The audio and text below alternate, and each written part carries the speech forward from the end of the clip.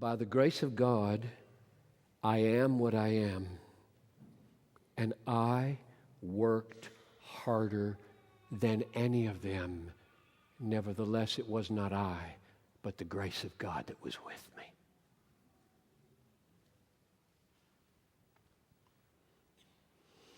By the grace of God, I am what I am. And I worked. This is the Apostle Paul talking. While he had breath, he labored. I worked harder than any of them. He stayed up till who knows what hour making a tent so that he wouldn't have to charge his churches. I worked harder than any of them. Nevertheless, it was not I, but grace that was with me. The power of God's grace in the heart of the humble believer who depends utterly on God produces incredible industry. I'll say it again. The grace of God, the power of His grace in the heart of a humble believer who depends utterly on God produces in him incredible energy and industry. Listen to this one, Philippians 2:12. Work out your salvation with fear and trembling, for it is God who is at work in you to will and to work for His good pleasure. The world doesn't know what this is. The world doesn't know.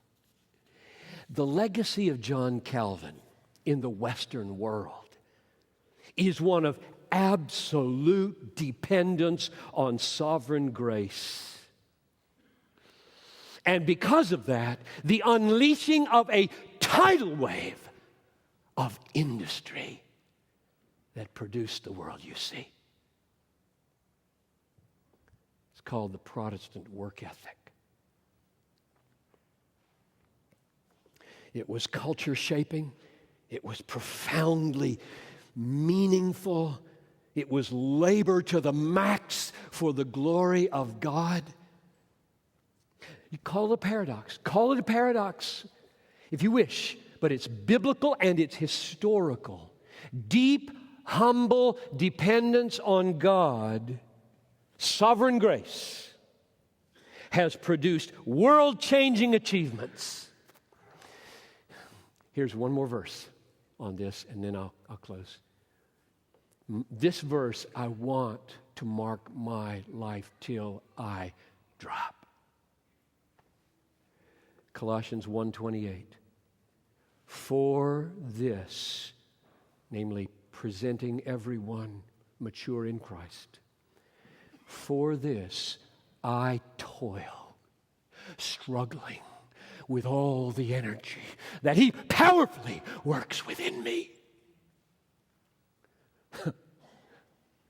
You take away the quest for ego satisfaction, and you put a person totally like a child, dependent on sovereign, omnipotent grace.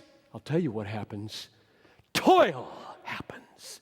Industry happens. Creativity happens. Energy happens. The unleashing of dreams happen.